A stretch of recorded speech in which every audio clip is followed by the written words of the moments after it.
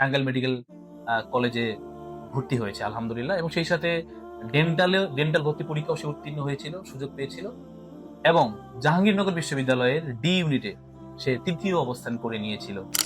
রিফাত সদ্য ঢাকা বিশ্ববিদ্যালয়ে FBS faculty of business স্টাডিজে 52তম পজিশন করেছে। ফরিদুজ্জামান তালুকদার যে এখন বুটেক্সের ভর্তির সুযোগ পেয়েছে। সৃষ্টি কলেজ অফ টাঙ্গাইলের একটি বিশেষ দিক হলো রেগুলার ক্লাস হয়। রেগুলার ক্লাসে অ্যাটেন্ড করার ফলে আমাদের বেসিকটা অনেক স্ট্রং হয়েছিল।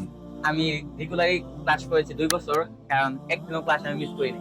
একাডেমিক পড়াশোনা সৃষ্টি কলেজ অফ টাঙ্গাইল থেকে আমি খুব ভালোভাবে করেছি এবং আমি প্রত্যেকটা পরীক্ষা নিয়মিত দিয়েছি।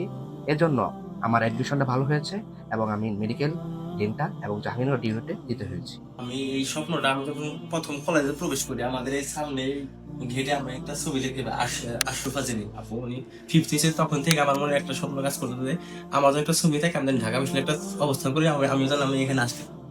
আর তোমাদের জন্য এটা সাজেশন থাকবে যে কলেজ তোমাকে যা দিবে, তুমি যদি ওটা নিতে না পারো তাহলে সেখানে ব্যর্থতা তোমার, ক্লাস না করলে মানে তোমাদেরই ক্ষতি।